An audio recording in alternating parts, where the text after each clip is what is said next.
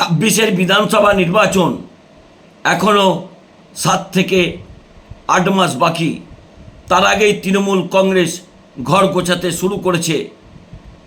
গতকাল অভিষেক বন্দ্যোপাধ্যায় আলিপুরদুয়ার এবং কোচবিহারে, যেখানে তাদের রাজনৈতিক শক্তি একটু দুর্বল ছিল, আস্তে আস্তে সেগুলো পুনরুদ্ধার করেছেন।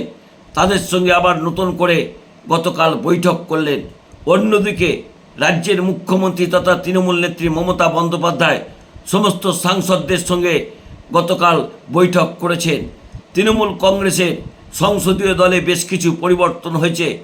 এখন সুদীপ বন্দ্যোপাধ্যায় অসুস্থ, তার জায়গায় অভিষেক বন্দ্যোপাধ্যায় লোকসভায় তৃণমূল কংগ্রেসের পার্লামেন্টারি পার্টির নেতা নির্বাচিত হয়েছেন। অন্যদিকে রাজ্যসভায় তৃণমূল কংগ্রেসের ভূমিকায় অত্যন্ত খুশি রাজ্যের মুখ্যমন্ত্রী মমতা বন্দ্যোপাধ্যায়। আজ থেকেই লোকসভা এবং রাজ্যসভাতে নতুন তৃণমূল দেখা যাবে কি, তা নিয়ে প্রশ্ন উঠছে। কারণ মমতা বন্দ্যোপাধ্যায় গতকাল সুর বেঁধে দিয়েছেন। যেভাবে বিহারের মডেল এসআইআর করার চেষ্টা হচ্ছে পশ্চিমবঙ্গে, তার পাশাপাশি যেভাবে বাংলা ভাষার ওপর আক্রমণ হচ্ছে, তা নিয়ে কিন্তু সংসদ উত্তাল হওয়ার সম্ভাবনা।